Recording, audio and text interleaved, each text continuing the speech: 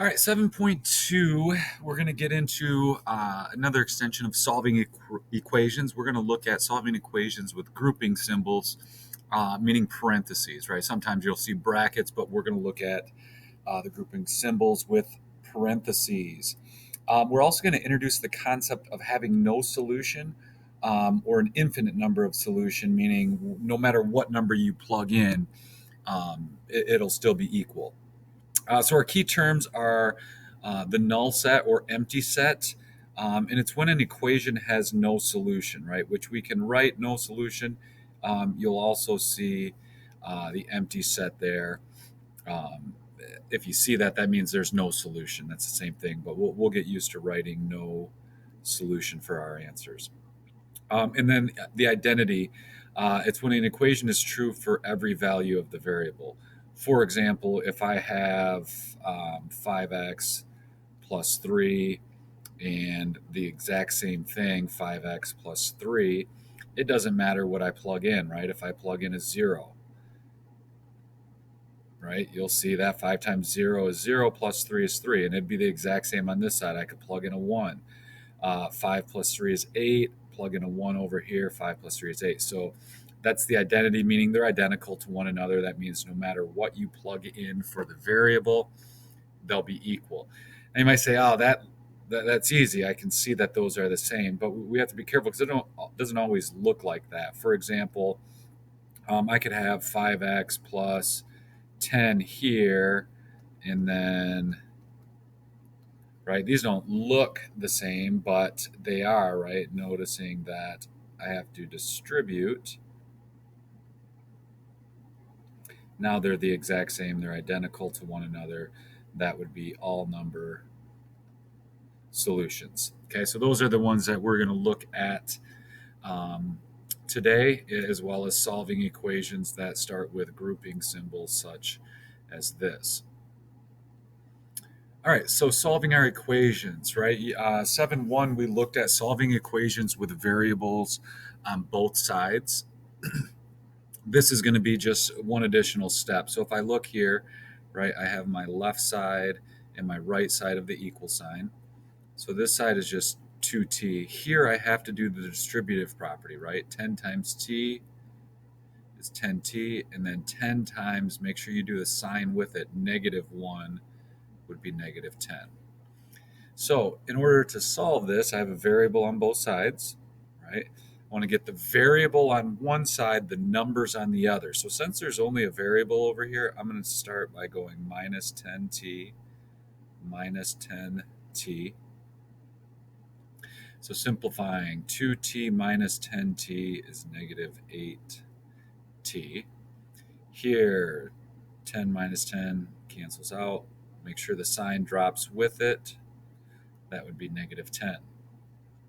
So -8 times something equals -10. To figure that out, I'm going to divide by -8.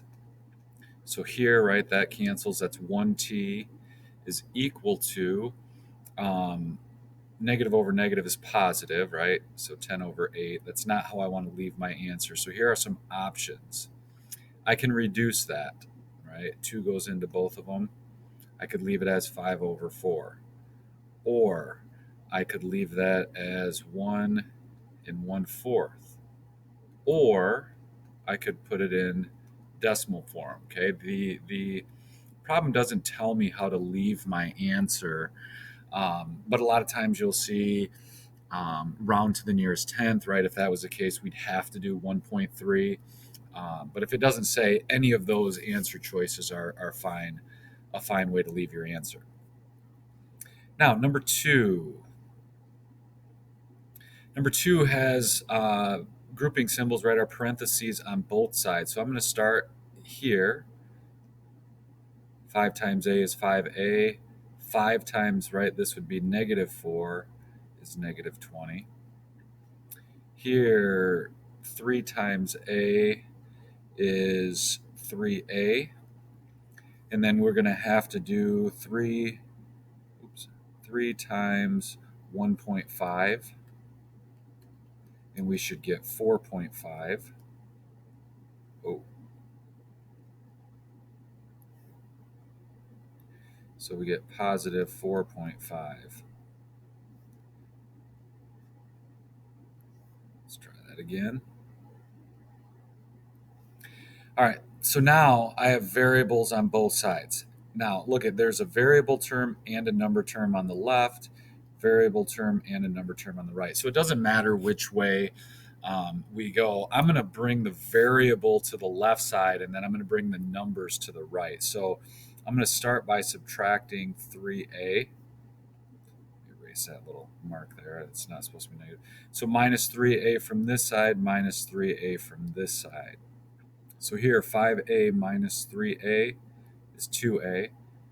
Still have this minus 20, negative 20, cancels, positive 4.5.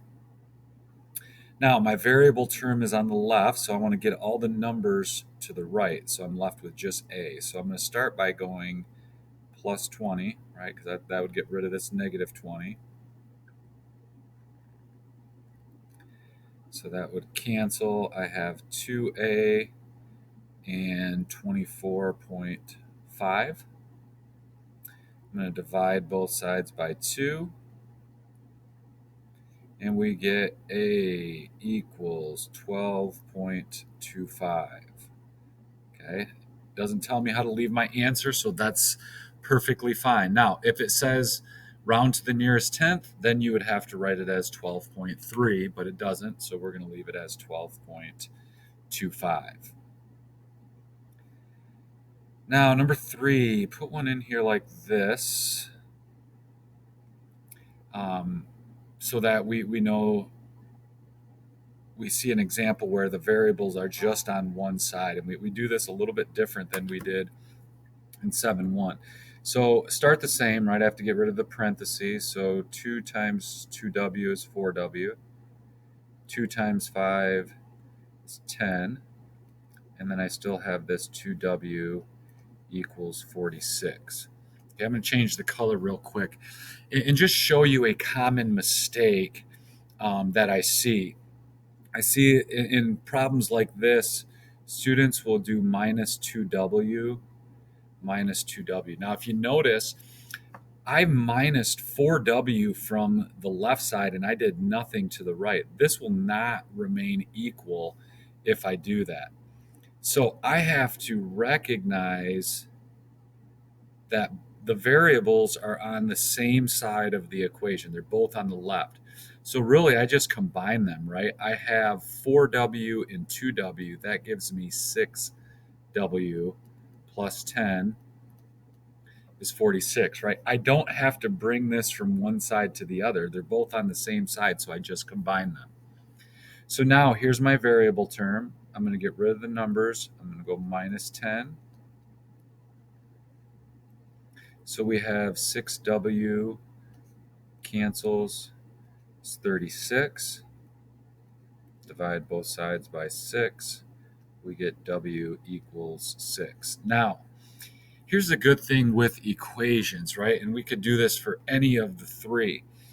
If I think that the variable w equals 6, I can plug that in, right? Meaning I could say, instead of w, I'm going to put what I think it's equal to, which is 6 plus 5 plus 2 times 6, and I'm checking to see, does that equal 46? So if we do our order of operations, right, this would be 12 plus 5, which is 17, plus 2 times 6 is 12. And we're checking to see, does that equal 46? So 2 times 17 is 34. Is 34 plus 12 equal 46? And the answer is yes. So you can check your answer on any of these by simply plugging in what you have for the variable and making sure that it's equal.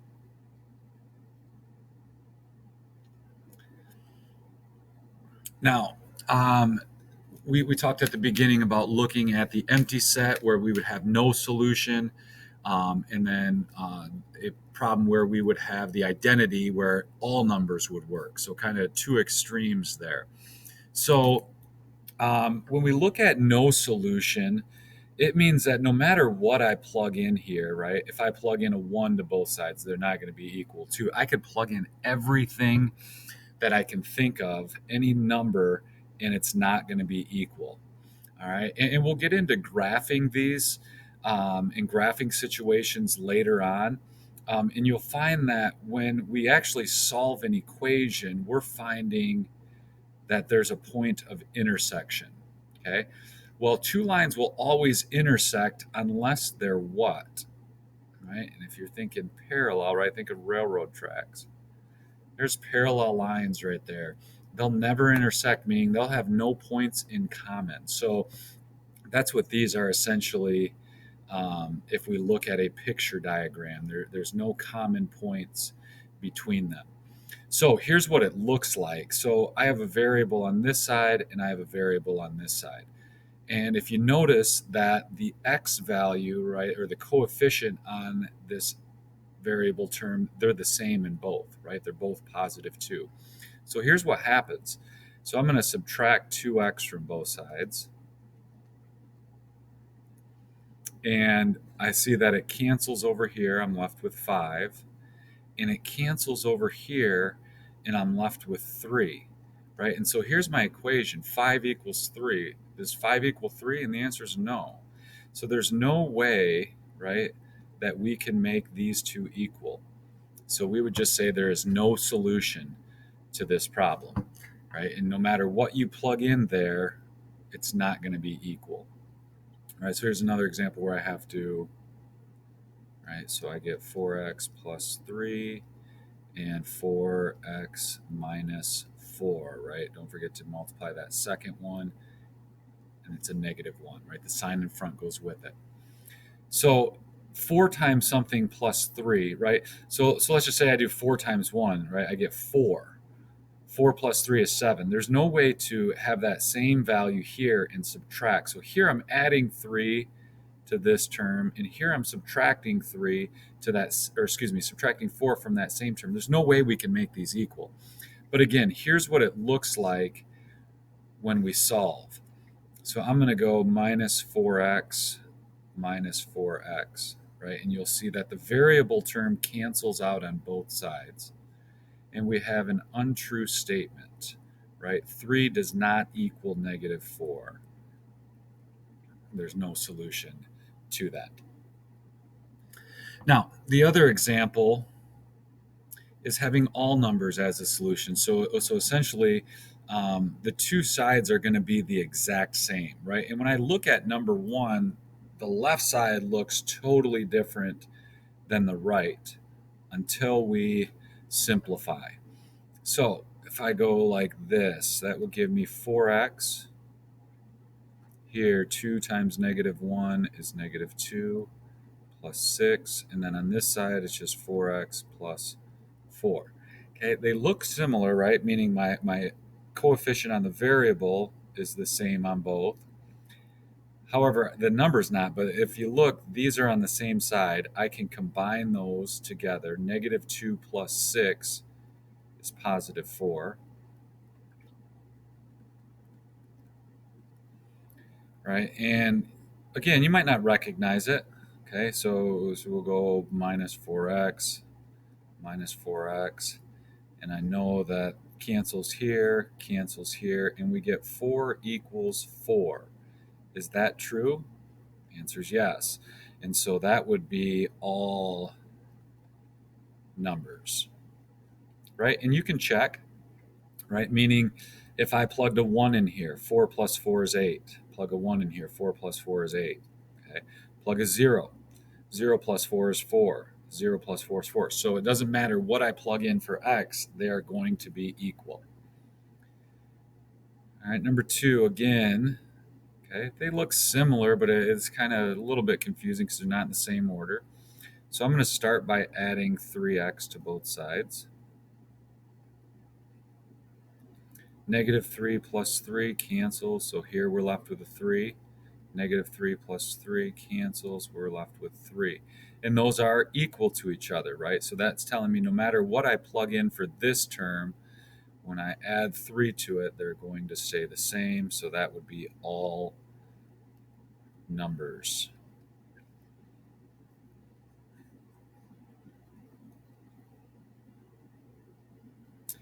So we have situations where we solve an equation and we get one solution, right? We get x equals 5 or c equals 2.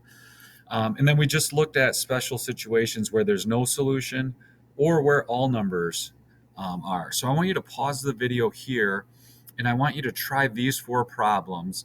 And you're either going to get x equals something or c equals something, or you're going to get an all solutions or all numbers or no solutions. So pause the video and try these 4 problems. All right, so let's check and see here. Remember, to get no solution, right, the variables have to cancel, meaning they're the exact same on separate sides, and you end up with an untrue statement. So if I look at this first one, right, I can go minus 3c minus 3c. Cancels there. Does 4 equal negative 4? The answer is no, it does not. There will be no solution, right? There's no way to make 4 and negative 4 equal. Number 2, right? Everything's on the left side here, so we can go 4x, go minus 4, and then we have minus 4x equals negative 4. So on the same side, remember, we just combine them. So I have a positive 4x and a negative 4x on the left side. Those cancel each other out. Does negative 4 equal negative 4? Yep, every time. So no matter what, all numbers will work in this scenario. Now, number 3, got to be careful, right? They are on opposite sides, okay? And it looks like they're the same, but watch this. So if I add 2x to both sides, cancels over here, but 2x and 2x gives me 4x plus 2. Over here I have a 1. So here's my variable term. I want to subtract 2 from both sides. So that cancels. I'd have 4x equals negative 1. Divide by 4. Oops, sorry, not negative 4. Divide both sides by 4, and we get x equals negative 1/4 or negative 0.25. So we actually get a solution, right? The variable term does not cancel out. We get an equals there. Number 4, that'll give me 5x. That would give me negative 5x minus 5, right? So I can see that those are the same on both sides, but we'll solve it. So we'll go minus 5x. Cancels here. We get negative 5, negative 5. Yes, those are equal. That would be all numbers. All right, I'm going to give you one more example before we get to the practice. Just one that I see confuses students sometimes. It's when x equals 0, because we have these special cases where the variable cancels out. We get that confused when the number does. So let's solve this, right? So I'm going to start by subtracting the 6x from both sides. So here would be negative 3x plus 4. That cancels, and I get 4. So now I'm going to go minus 4, and we have negative 3x. It cancels here, and it cancels here, right? But what is 4 minus 4? I still have to have something on that side. If it cancels, there's still a 0 there. And so then to finish solving this, right, we end up with x equals 0. Right? So if the numbers cancel out over there as well, make sure you put a 0 over there to hold that spot. That's one that I see confusing to kids at times. All right, and listen, I understand this stuff's new. You have to be organized. It's going to be tough to do these problems in your head, so you're going to want to write this on a separate sheet of paper. If you look at the assignment over here, it is a short assignment. Okay, I'm limiting the number of problems I'm having you do because they do take some time. All right, so make sure you have your work organized. Again, you can always take your answer and plug it back in and see if they are still equal. If they are, that's your solution. All right. If you have questions, shoot me an email. If you're in person, talk to your teacher. They should be able to let you stop down and see me, um, and I'll help you out whatever way I can. All right. Hope everyone has a great day, and we'll talk to you soon.